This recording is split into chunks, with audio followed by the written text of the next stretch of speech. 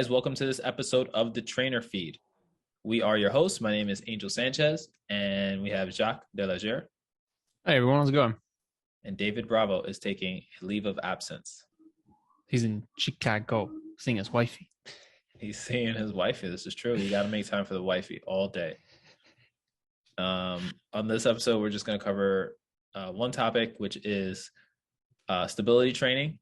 So I wanted to go over stability training before, the holiday season is up. We got a couple of things coming up, and people come into the gym, people want to train, and they overlook a couple of key concepts. And one is their stability.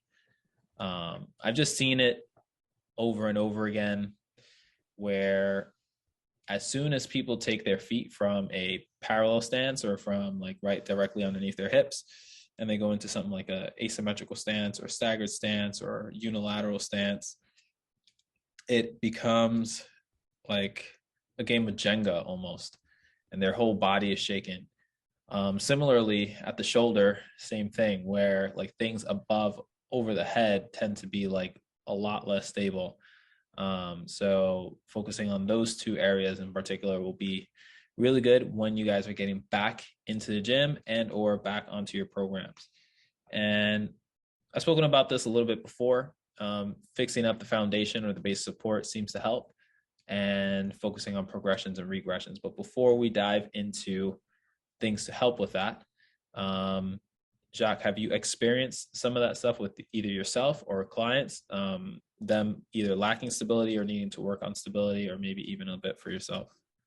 100%. I feel that's something everyone can really benefit from working on. I think as the reasons that you touched on just now, where I think the route I'll start off anyway is really looking at base of support, where sorry, that was me. Really looking at that base of support to just explore and modify it, because that in itself is one of the simpler strategies to start off with, as opposed to someone wanting to make it more complicated by adding a weight or having a jump into it or landing. I think the first thing doing is just going from a neutral stance to a staggered stance, right? Whether that can be enough for someone. That's been an experience where I have someone I'm working with right now. The balance is a real area of opportunity. And we do, I was reassessing the program whilst we were doing the workout, just kind of just comparing what he needs to work with how he's doing and how he's progressing with it. And it really is everything tacked into strength exercises, but it's stagger stance deadlift, it's a stagger stance single arm swing. It's just there's patterns he's familiar with, but taking a twist on. And I think that's just something, sometimes keeping it simple with the progression. In terms of balance, I think it's really important to communicate that to people. I think maybe our generation might not think it's that important, but again, with increasing your chance of fighting off the risk of injury, but also if you see if let's say our folks or people, the generation of our folks, so their balance and stability is an issue, they're starting to work on it now. Honestly, if you set yourself up now with a good foundation, the likelihood is when you reach, say, your 50s, 60s, you're in a better spot for you're a bit more, I think I had some members of family where stability was a real issue, and they didn't, they were active, but strength training, I don't think was a regular part of their routine. I think that might have been something that could have done differently. But it's hard to say. But what about you? Give me some examples of your experiences. Yeah, I got some people who are, really challenged with their balance and stability. And it's interesting because you don't see it necessarily when they're walking to and from places, but then as soon as you do certain exercises or you do an assessment, that's when you start to realize how unstable their bodies are and how many compensations happen because of a lack of their instability.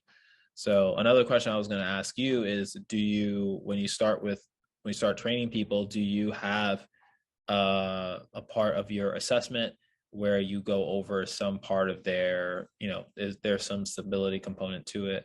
And do you feel like that's important? I feel it's important. I don't think every person I work with gets the same exact method.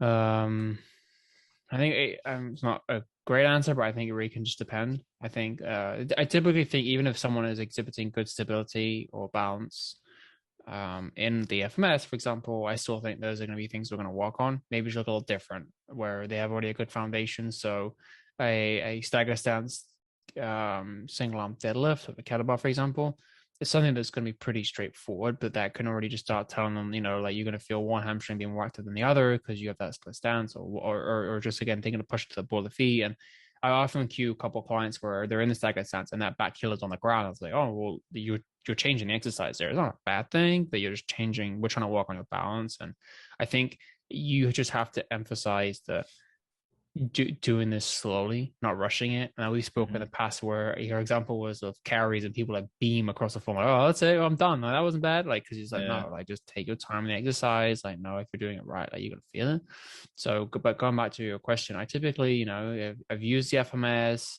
I think ultimately, if you see how someone can pull from the floor, squat, push, pull, I mean, with their injury history in mind, see what they can do with all of it. And I mean, I've definitely been in the scenario where you think this person shouldn't be able to do this based on the FMS and vice versa, and it not be the case. So I think it just once you get to the actual the meat and potatoes of the workout or the exercise selection, where the FMS says they shouldn't be able to squat or shouldn't be able to hinge, based on hamstring flexibility. But in one kettlebell workshop that I did, they said, "Oh, resistance is assistance."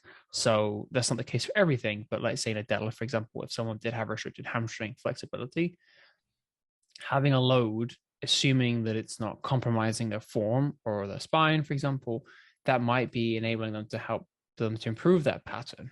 There might be other factors in play with reducing the amount of distance they're traveling in the hinge, like elevating the load they're deadlifting with, or doing a rack pull, for example. But I think ultimately trial and error, and just I'd say take the assessment you do, the observation with a pinch of salt that it may or may not exhibit them being able or clear to do an exercise. For the most part, it's probably going to be pretty straightforward, but you're going to get some cases that, like they've pressed overhead a certain way their whole life, or previous workouts, and it's maybe not as been the way I try and phrase it to people is not what you've been doing is wrong. If something doesn't look functional for them, I think there's a more functional way for you to do it in according to your body.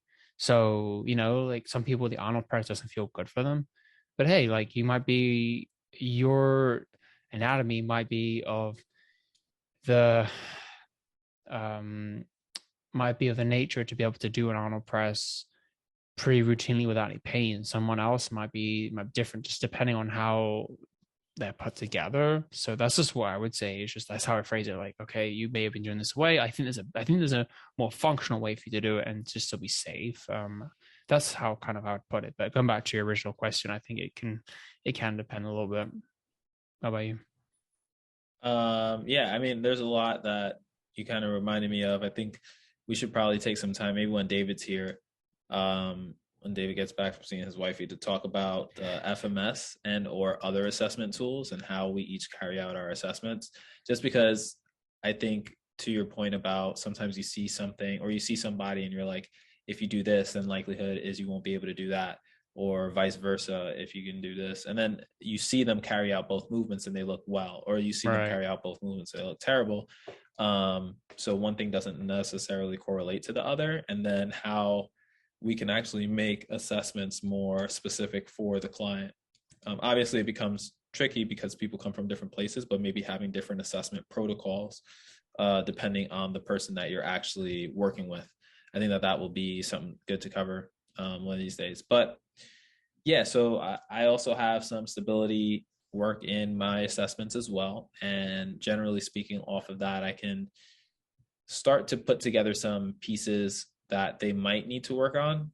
The FMS is a little bit tricky in particular, just because that inline lunge portion, it's like, the feet are in line. And even when you do like a split stance, like a split squat or something like that, you don't necessarily want the feet in line with each other. So it's a little bit funky in that regard to like tell somebody to do that and then expect them not to do something else. But The squat as well. I never have anyone Yeah. squat the way they do in the FMS. Right. So Right. Exactly. it's a little, And people, there's just, what's up? yeah, go ahead. No, I was just going to say there's just some components to take with a pinch of salt. So yes, you Yeah. can't get a 3 on the overhead squat, but do Olympic lifters, just to my knowledge, they're not in a hip width apart, feet straight, feet pointing forward stance when they do an overhead squat, but we're True. observing it. It's a little interesting. I know we had gone to that Perform Better Summit, was it 2018? And with the guys who created the FMS, they didn't cover the overhead squat, for example, but it just makes me think of, is it an interesting factor that you assess something that you don't try and see? I don't know. I got FMS 1 level certified a little while back, but I think it's the same with a push-up. I was talking to someone about the push-up, and this, I don't know if I told you this, but I did an equal fit an assessment about 2 months ago, and the person tore their bicep in the push-up in the trunk stability push-up component. Did I tell you about that? Yeah. I did, and had surgery.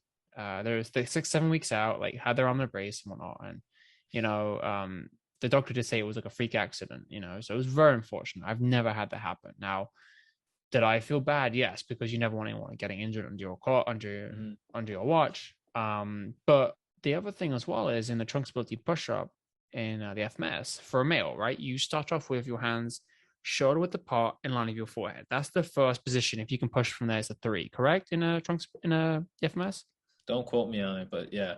and before like they come down and find me and ridicule me, but Yeah, that's why I said the same for this another whole episode. time you didn't know what the FMS for the trunk stability push-up was. No wonder these people are tearing triceps in your assessments. So, but that being the case, when do we ever push from here in a horizontal push? Not really. I just that's why I think if someone's listening to this and they're looking for assessments or just an assessment tells them one thing, but the movement history or just seeing what the client's movement looks like. That's why I just take it with a pinch of salt. Obviously, if they can't reach behind their back, their shoulder mobility looks kind of funky. That's going to show. Now, yes, you don't have them reach behind their back doing. I can't think of any exercise at the top of my head right now, but it also depends what the person wants to get out of the training. So if someone says, "I just want to score threes," I mean, we can train to get you to that. But if and that's okay. That's just it's client centered. It's specific to what they want to do. So, but I think just based on our training history, the majority of people we're working with just want to be able to be pain free and move better, right? Yeah. Feel stronger. This competition start to talk about balance and stability. They don't want to be in their 50s, 60s, or 30 in the 50s and 60s. They don't want to be 10, 20 years from now and lose balance and fall over. That I remember talking to someone who was about to have grandchildren. They said, "I just want to be able to play with my grandchildren and run with my grandchildren," and that might not sound sexy, but that's a life skill they want to be able to have for as long as they want. There's that one exercise in the pre and postnatal workshop I did back in 2015, 2016, where you do, the shin box exercise, and then you can go from Um, shin box to standing on the way up, and it's where you oh, start sitting down. Maybe we'll do a video demo, but it's an exercise they teach you at the workshop where you can essentially go from a sitting position on the ground mhm, without any hands, without using any hands to push up. So imagine you're holding a child, and mhm. you get into a sort of you sort of bridge onto your knees into a half lunge, and then you stand up. So the idea Oh, is, I if think I you're a know what you're talking mother, about. yeah, I'm pretty sure you know the exercise. But the idea is, if you're a mother, you have core strength and mobility to be able to do that and not worry about pushing the Mm, ground, your hand through the ground, right? So causing any shoulder issues or any stability, or like pushing, if you're always on the child on one side, pushing off one side always, So I just think that's a important exercise they teach you, and I just kept forever with me. And I do that with clients just to improve my hip mobility. I think it's great. But when I show mothers that to them, it's because they're always doing something. They're always on the go. If they can do something whilst holding the baby, whilst feeding them, like they can, it's a very useful skill. But I just think certain exercises such as that exhibit stability. Most of my clients curse me out when we do it, but they see the benefit later on. Like, I guess I guess the funny thing, I have one client like, I hate this, and I was like, "Do you say that about everything? So like, what do you like?" And it's a good relation with the client. Don't get me wrong, but it's just funny. They don't like the exercise. I'm like, "All right, which one's your favorite?" They're like, "Probably none of them." I was like, well, "There you go." So, but it's a good report. It's just funny. Yeah. And there was something else that you brought up earlier on, which was like take your time with it. So like if you're focusing on something stability wise or balance wise, a lot of people just try to rush through it. And I have no idea why. It's almost like if your tendency is to fall, you should slow it down. But it's like the tendency is to fall and people just speed it up. And I think it ties into the point of what your client said about like which exercise is your favorite. And they said none of them. It's like I think people just kind of fear, not necessarily fear, but just like are more inclined to try to get through the one that they have the most challenges with and then slow down the ones that they can do all day or just like do Right. those at a regular tempo or regular pace unless advised otherwise. But all the balance work, if I have somebody standing on one leg or I have them doing like a split stance squat, they'll just try to rush into that as much and do it as quickly as possible to Right. just get it over with. And it just looks terrible. They're falling over, their front leg is like all over the place, and this is just body weight stuff, obviously, because you don't want to load that sort of instability. But even a step back to balance. Like I just have people step back and then bring that leg forward and then up, directly up without touching the ground, and then directly back to the starting position. And they just want to, move as fast as possible through it, even if they're falling all over the place. So taking your time through it helps. Obviously, working with a solid base of support, making sure that you're grounded if you can. So sometimes shoes get in the way. So making sure that your feet or there's at least some sort of like minimal, you have more maximal ground contact. And sometimes that might be through a shoe because some people only can do balance exercises with shoes because shoes kind of like keep them planted Mm. because they're like flat. But and I guess that depends on your foot. I'm not a podiatrist, but I'm assuming like if you have higher arches, that might also affect your stability and your base of support as well, compared to somebody who's more flat-footed. Obviously, it comes with other problems as well, but just like anything, there's pros and cons with anything, and you don't get to choose what kind of foot you have. You You just just born got and it. inherit it. But the important topic you talk about there about shoes, and it can also, as you said, more maximal uh, uh, Like contact with ground the ground, contact. right? Ground Yeah. contact. So, and then that's what I've explained to some clients, just based on my understanding that, yeah, the shoe can act as a distortion. The shoe can, there's a client we work with. I just think the sneakers aren't ideal for what we're doing. And when we do squats, we take the shoes off. And, oh my God, it's night and day. Mm. It's just the contact with the ground, the cue of clawing the ground with his feet. The feet aren't collapsing anymore. There's not really any valgus at this point, and everything like, and there are some habits of deadlifting we're working on, but in terms of squats, I just taking the shoes off and then balance. And I know you mentioned about the like rushing it and owning it. So I know a lot of people when they do something that they struggle, they just want to crush it. I get it. If there's something you struggle with, you don't want to endure it, make it more unpleasant. I get it. It's a natural response. Something I try and say when I'm working with someone is make sure you own the rep. And that might sound corny, but if you're just going 100 miles an hour and you have no control, I'll just tell them you just didn't. You not saying that movement was a waste, but I said just make it count and you will get better at it. The Yeah. slower you do it, the more you own it, the stronger you're going to feel and the more control you're going to feel when you do it going forward. So with say anti-rotation presses or payload presses, you just bust those out. I'm sure there's some studies. I say bust out, I mean just aggressively punch out. I'm sure there's some studies that can back up the benefit of doing that. And that's why I think it's important to tactfully cue and say certain explanations of exercise, saying, I think this is just more about us growing as professionals when we explain this stuff. But at the end of the beginning, I may have said that's wrong. But at this point, it's just like, look, no movement is wrong. But for what we're trying to achieve here, we're going to get more out of it if we control more tempo. And I mean by that is just slowing it down and just really slowing with your breathing. I was working with someone not long ago about breathing, and they were just getting way into it. Look, I'm not a doctor who sees patients about their lung health, right? So I can't speak, oh, well, this is how you should breathe. It's not. I want to focus a little bit on breathing, and they dissect a little too much. And I think sometimes when queuing, people just, some people forget to breathe. And I think we've spoken on in previous episodes where just inhale, exhale. And the way I explain it as well is I'm not saying this is the only way to breathe within this exercise. Just based on what I've seen with who I've worked with, breathing this method has seemed to yield better results and better performance outcomes. So let's go with it based on trend. And that's also how when someone does an exercise in, say, for example, deadlift, swing, squats, just as examples, because those are the ones I feel most comfortable with.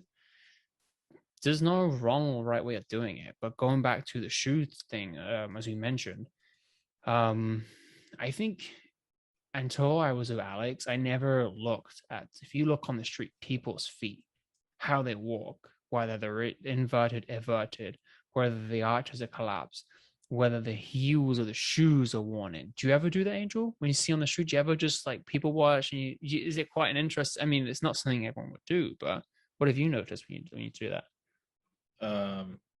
Everybody's different. I think that's the resounding theme. The resounding theme is that everybody's different. But that was just from, checking out there was two things actually. One thing is that I don't know if we spoke about this on the podcast or offline, but it goes back to the glasses. Like when I didn't have glasses or whatever, I only have like 3 pairs of glasses. Now I say I'm probably gonna like burn through all my glasses. But I say that because in high school I didn't like wearing my glasses because high school people pick on you for all sorts of stuff. I was like, just anything, one last thing. I was like, Doc said, "Oh, you got glasses." I was like, "Fuck that." Oh, you damn nerd. Yeah. I am not bringing those to school. I'll be blind before I get bullied. That's pretty much what it was. Like a little diehard.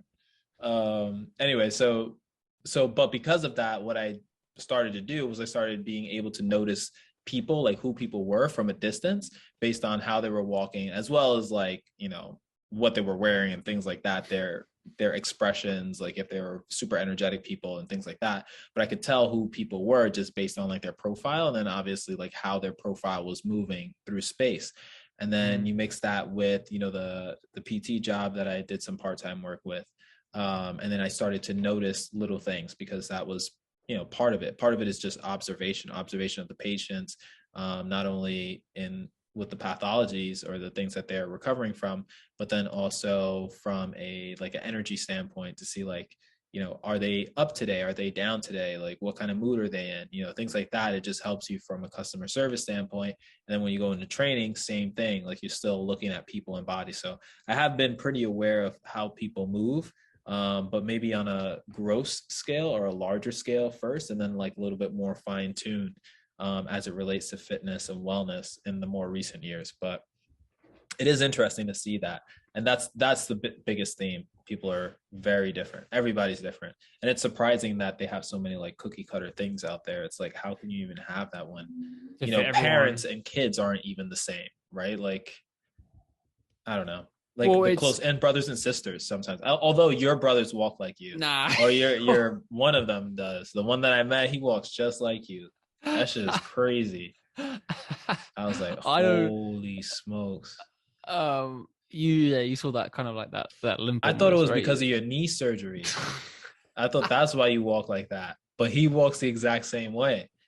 So I don't know. We got to see the whole squad come out. I'm telling you, it's the same thing. Ask Alex. Alex probably seen I'll ask her. But my dad has, when my dad walks, he almost always has like he's got somewhere to be. So it's always like kind of like this. Well, he might hate me for saying that, but it's not only that though. It's like, because when you got somewhere to be, you just do the same walk just faster. Yeah, it's like you lean like off to one side, and then when you got somewhere to be, you just do that in like a faster motion. Just faster. But it's still the same thing. Now if you got somewhere to be, you got the scooter and you're attacking people like David.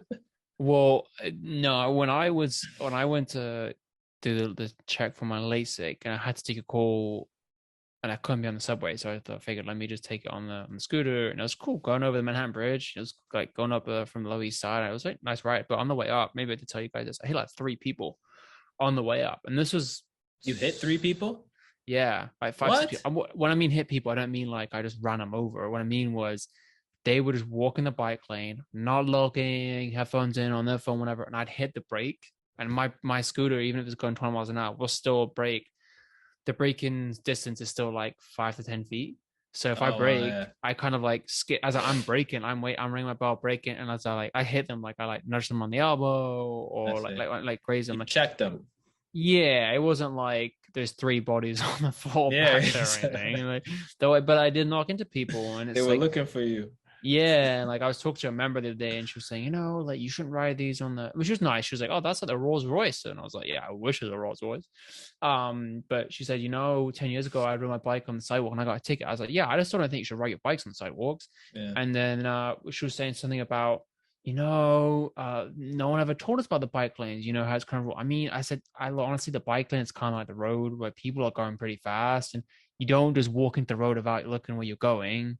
I was trying to be nice. She was nice about it, but I was just kind of how someone else has also said to me. I know you experienced when we would go from Flatiron to OS on the city bike, because I was like ding ding ding ding, because people on Yeah, it they don't up, I care. guess, a busy avenue, they're just walking.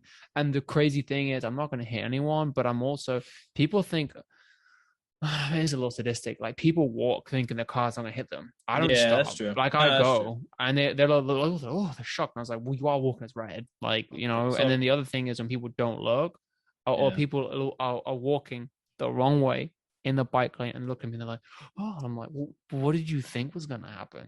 So I won't digress into that because I could go on forever, but Yeah, because just now yeah, anyway, I could go pretty fast when I go places on the scooter. It's good though, honestly, because it allows me to have a longer walk of Alfie or something, and then just go to a climb. And then also peace of mind, like with you and your bike, like if you have to get somewhere from A to B at a certain time, like you can guarantee you'll leave that time, as opposed to, oh, I should leave 20 minutes early in case the train's going to be late. yeah. Oh my god, screw the MTA system, subway system. I'm so glad I don't have to rely on that, honestly. But um yeah, it just a nightmare, but pretty much, yeah. We'll talk about it offline because I got some notes on that one too. All right. But I don't want to like self-incriminate myself. So we'll, Me neither. we'll Just leave to be all this clear, stuff. no one was injured in my incidents. Just to be clear, There we go. near All right. misses. Let's wrap this thing up. So again, circling back for stability, make sure you have a solid foundation. Make sure your base support is secure, and or change the base support, manipulate that in order to continue to challenge your stability and get better. And slow the movements down. You got to slow it down. It doesn't matter if you do 15, 20 crappy reps. If your legs are all over the place like a puppet, you got to keep yourself grounded. You got to go through the movement slowly, efficiently, and it's better to do like one or two really good and then stop it there, as opposed to burning through 30 repetitions and having them be all over the place. So Agreed. call it there. We'll see you guys in the next one. Wrap it up. Have a good one, guys. Peace.